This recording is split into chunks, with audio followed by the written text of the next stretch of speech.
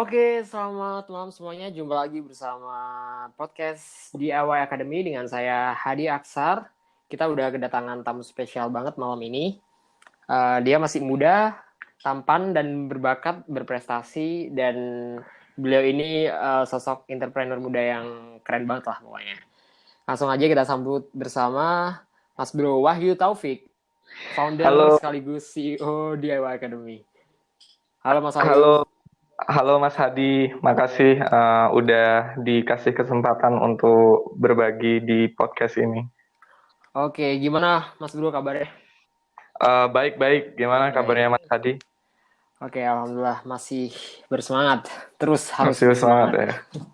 Iya. Nice, nice. Oke, oke nih Mas Wahyu, kita kita semua nih lagi pengen tahu deh, perkenalan dulu Mm-mm. mungkin ya. Oke, Siapa sih sebenarnya sosok di balik Wahyu Taufik, pendiri dari DIY Academy ini, gitu. oke. Eh, Oke, nama saya Wahyu Taufik, teman-teman. Usia 27 mau ke 28. Status single, oh ya, bercanda ya, Oh, jomblo. masih single ya? Oke, buat teman-teman di luar sana yang mungkin sedang mencari jodoh, yang Ya, entrepreneur. bercanda nggak penting ya. Jadi saya di sini saya nggak saya sebagai pemuda bangsa saya sangat sangat ingin sekali merubah arah negara ini ke arah yang lebih baik. Tapi kalau kita berbicara idealisme, semua orang punya idealisme, semua orang punya ide, semua orang punya mimpi, cita-citanya masing-masing.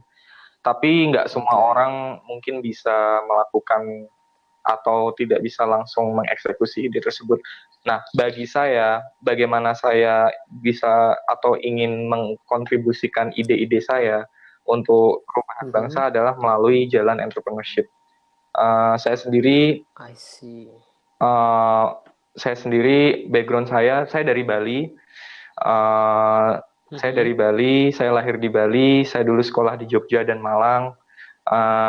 Di tengah-tengah saya kuliah, saya mendirikan beberapa bisnis. Yang pertama DigiCraft, itu adalah digital agency di mana kita membantu perusahaan untuk digital branding, web development, social media, sama digital marketing strategi.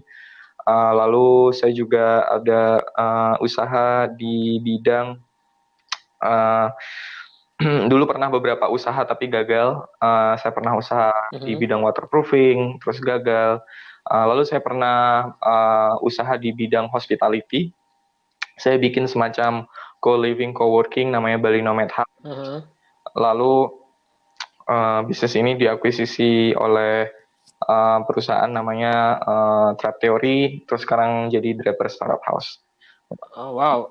Itu berarti Mas Wahyu dengan usia yang masih muda belia gitu udah punya beberapa bisnis itu sebenarnya awalnya gimana sih kepikiran buat bisa terjun di dunia entrepreneurship? Waktu itu pertama kali benar-benar punya usaha sendiri tuh umur berapa sih? Pertama kali punya usaha sendiri, sebenarnya saya memulai itu semua dari ini ya.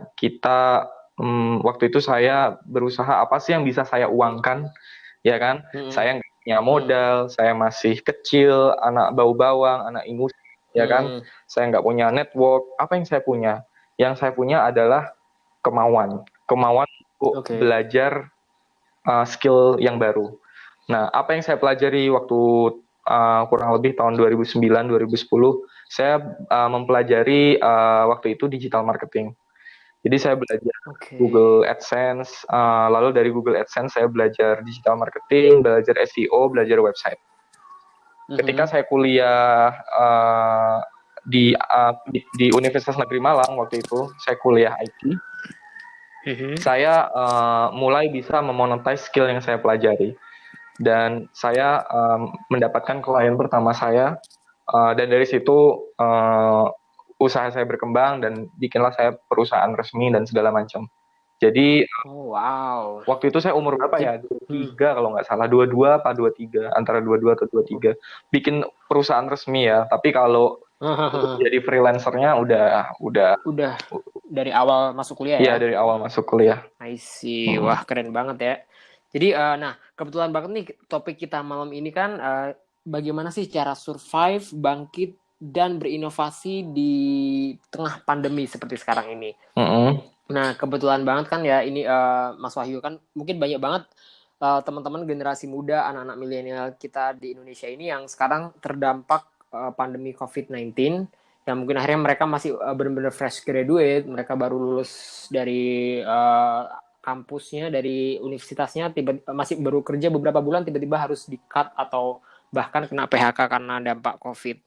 Nah, ini nih kira-kira mungkin kita bakal along the way nanti kita bakal ngobrol kembali lagi sih ke gimana Mas Wahyu ini bisa akhirnya terinspirasi mendapatkan pencerahan dari langit untuk membangun DIY Academy.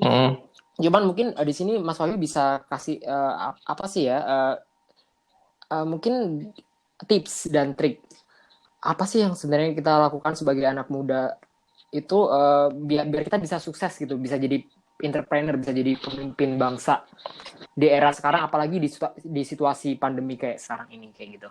Oke, pertama-tama mungkin kita harus meluruskan niat dulu ya. Kita harus meluruskan niat dulu, apa sih definisi sukses, ya kan?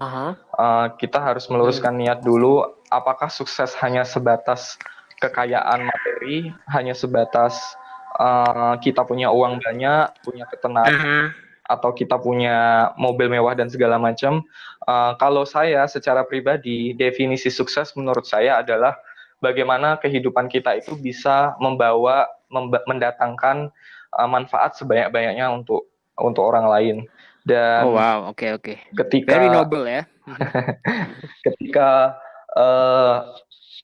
ketika saya sudah meluruskan niat, alhamdulillah jalan itu selalu datang. Kita dikonekkan ke orang yang tepat, kita diberikan peluang-peluang yang baru. Jadi kalau menurut saya itu pertama-tama kita harus luruskan niat dulu.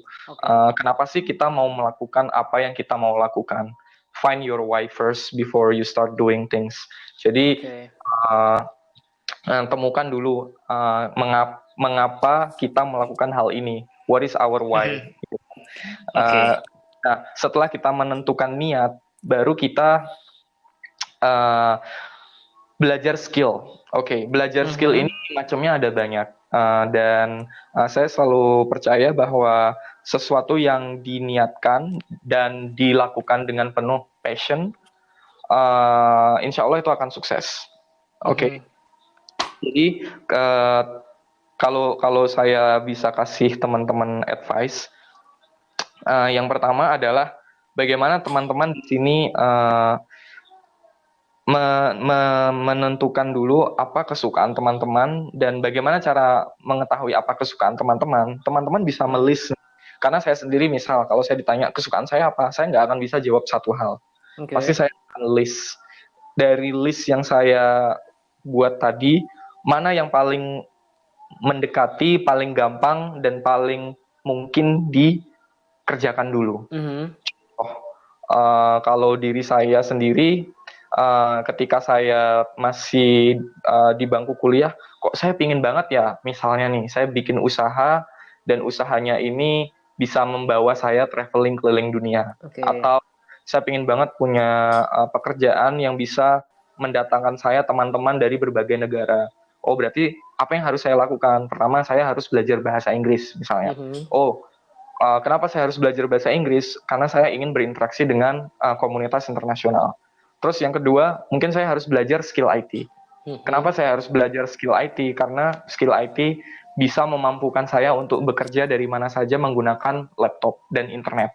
Jadi itu pola pikir saya dulu, zaman waktu saya masih baru-baru di bangku kuliah. Jadi ketika saya melis apa passion saya, apa niat saya, apa bakat saya, apa visi misi kehidupan saya, salah satu visi misi kehidupan saya adalah saya pingin banget punya sekolah, saya pingin banget punya panti asuhan, saya pingin banget punya social enterprise. Itu udah dari zaman dulu banget. Jadi untuk menggapai itu pastinya kita harus perlu membuat sebuah grand plan. Nah, grand plan ini kita cacah lagi, kita bagi lagi apa small steps-nya untuk mencapai grand plan ini. Nah, small step saya adalah waktu itu belajar bahasa Inggris dan belajar skill digital, yang mana itu semua menghantarkan ke peluang-peluang bisnis saya yang lain. Oke, wow. Jadi emang dari awal itu sekitar tahun 2009 ya waktu itu ya? 2010. 2009 masih SMA, ya 10 2010 ya. ya, Dan itu 2010. memang terbukti banget bahwa di era sekarang ini untuk bisa survive itu kita harus bisa tahu ya, kita harus mau untuk belajar new skill which is itu IT ya, Mas Bro. Ya, new Oke. skill kalau menurut saya sih new skill ada berbagai macam ya. Ada skill management yang terkait tentang personal development kita. Ada skill technical, ya ini yang terkait dengan IT, skill digital dan kawan-kawannya, atau desain misalnya. Dan ada skill bahasa. Oke. Kita penting banget harus punya tiga skill ini. Skill management tadi itu termasuk juga skill leadership ya. Jadi bagaimana kemampuan kita berkolaborasi, kemampuan kita berkomunikasi, berinteraksi, working in team. Jadi itu semua dalam cakupan satu, let's say satu kategori dalam management and leadership. Lalu skill teknis yang tadi saya sebutkan, teman-teman bisa milih beberapa skill teknis yang teman-teman suka. Dan yang terakhir ada skill bahasa. Skill bahasa ini sangat membantu karena sekarang dunia sangat terkoneksi ya. Walaupun setelah pandemi coronavirus 19 ini, COVID-19 ini, banyak yang bilang bahwa dunia menuju diglobalisasi, ya kan?